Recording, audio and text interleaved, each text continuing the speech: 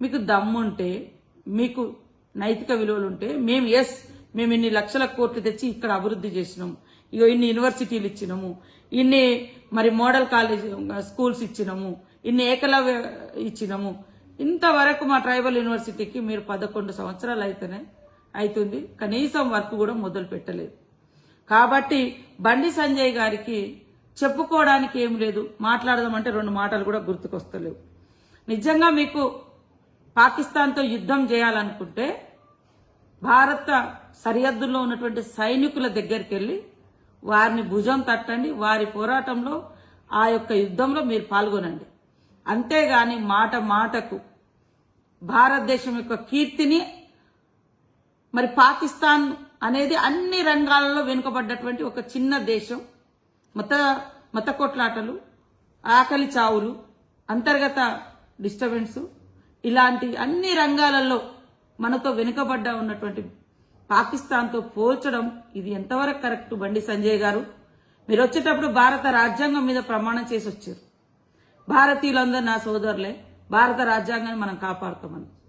ఈరోజు వితిన్ భారతదేశంలో ఉన్నటువంటి ప్రజల మధ్య మీ అధికారం కోసం, మీ సీట్ల కోసం ఇంత విభజన విద్వేషపు మాటలు అవసరమా?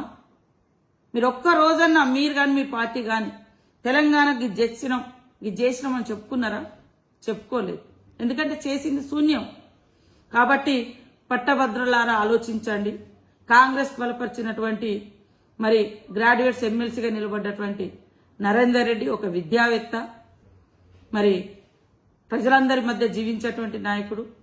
ఈరోజు విద్యార్థులకు కానీ డైట్ ఛార్జెస్ పెంచడం, నిరుద్యోగ యువతకు సంవత్సర కాలంలో 54,000 పైగా ఉద్యోగాలు ఇచ్చి రేపు మళ్లీ ఉద్యోగాలు కోడైపోగానే ఇవ్వడానికి మేము సిద్ధంగా ఉన్నటువంటి ప్రభుత్వాన్ని ఈరోజు మరి అత్యంత దారుణంగా విమర్శిస్తున్నటువంటి బీజేపీ నాయకుల నోర్లు మూయించండి. ఎమ్మెల్సీ నరేందర్ రెడ్డి గారి యొక్క మరి వారికి 1వ ప్రాధాన్యత ఓటేసి అత్యధిక మెజార్టీతో గెలిపించి పనిచేసే ప్రభుత్వాన్ని సపోర్ట్ చేయండి, పట్టం కట్టండి.